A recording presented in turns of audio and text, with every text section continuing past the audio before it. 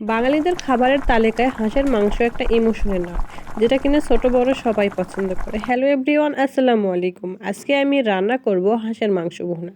হাঁসের মাংস এইভাবে ভুনা করলে যে এতটা মজা হয় আগে জানা ছিল না। ভীষণ মজার রেসিপি হাঁসের মাংস ভুনা। আজকে আমি খুবই সহজভাবে এবং সহজ রেসিপিতে খুবই অল্প উপকরণ দিয়ে হাঁসের মাংসটা রেসিপিটা রান্না করব, যেটা খেতে দুর্দান্ত মজার। এইভাবে হাঁসের মাংস রান্না করে রুটি, পরোটা, সাদা ভাত যে কোনো কিছুর সাথে অত্যন্ত মজা লাগে। ভীষণ মজার একটা রেসিপি হয়। যারা হাঁসের মাংস খেতে পছন্দ করেন তারা অবশ্যই আমার রেসিপিটি বাসায় একবার ট্রাই করে দেখবেন কতটা মজা লাগে এইভাবে হাঁসের মাংস রান্না করে। সো ভিউয়ার, চলুন হাঁসের মাংস রেসিপিটি দেখে নেওয়া যাক। হাঁসের মাংস ভুনা করার জন্য আমি এখানে একটা হাঁসের অর্ধেকটা মাংস নিয়েছি। তারপরে আমি মাংসগুলোকে ভালো করে ধুয়ে পরিষ্কার করে নিয়েছিলাম। তারপরে আমি একটা বাটনার মধ্যে মাংসগুলোকে নিয়ে নিব। তারপর নিয়ে নিব পেঁয়াজ কুচি। আমি 1.5 কাপের মতো পেঁয়াজ কুচি ব্যবহার করব এখানে। তারপর দিয়ে দেবো কিছু শুকনা মরিচ, এলাচ, দারুচিনি, দিয়ে দেবো কিছু লবঙ্গ এবং তার সাথে দিয়ে দেবো কিছু গোলমরিচ এবং দিয়ে দেবো কয়েকটা তেজপাতা, আদা বাটা এবং রসুন বাটা। তার সাথে দিয়ে দিব জিরার গুঁড়া, পরিমাণ মতো দিয়ে দিব লবণ, দিয়ে দেবো 1 চামচ পরিমাণের হলুদ এবং 1 চামচ পরিমাণের গুঁড়া মরিচ এবং দিয়ে দেবো পরিমাণ মতো সরিষার তেল।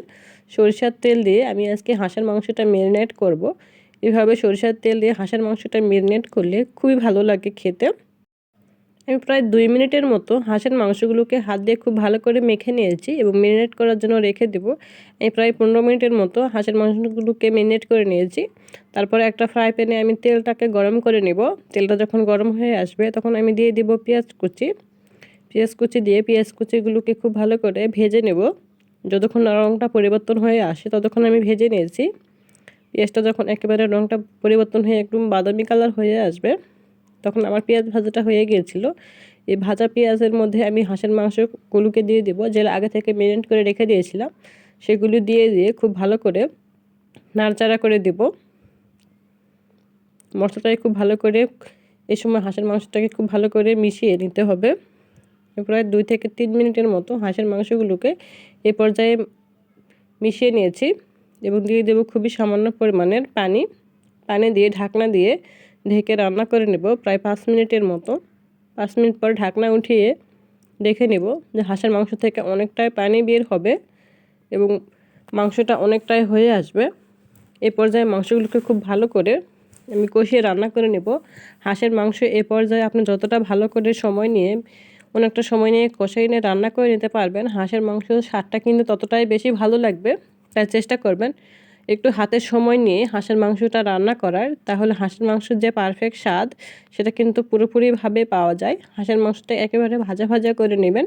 দেখতেই পাচ্ছেন আমি কীরকমভাবে ভাজা ভাজা করে নিয়েছি। তেলটা একেবারে উপরে উঠে আসবে, এই অবস্থায় দিয়ে দেব ঝোলের জন্য পানি। পানিটা একেবারে দেওয়াই ভালো যাতে রান্নাটাও হয়ে আসে এবং মাংসগুলোও সিদ্ধ হয়ে আসে। এভাবে পানিটা দিবেন। আর আপনারা যদি ঝোলটা একটু বেশি চান তাহলে পানিটা আরেকটু বাড়িয়ে দিবেন। তারপর ঢাকনা দিয়ে আমি প্রায় 15 মিনিটের মতো হাঁসের মাংসগুলোকে সেদ্ধ করে নিয়েছি। তারপর ঢাকনা উঠিয়ে দেখে নিয়েছি যে মাংসগুলো অনেকটাই সেদ্ধ হয়ে এসেছে। এ পর্যায়ে আমি দিয়ে দিব কিছু রসুনের কোয়া। রসুনের কোয়া দিলে হাঁসের মাংসটা খেতে আরও বেশি ভালো লাগে। রসুনের কোয়া দেওয়ার পরে আমি আবারও প্রায় 3 থেকে 4 মিনিটের মতো মাংসগুলোকে খুব ভালো করে রান্না করে নিয়েছি। রান্নাটা প্রায় হয়ে এসেছিলো।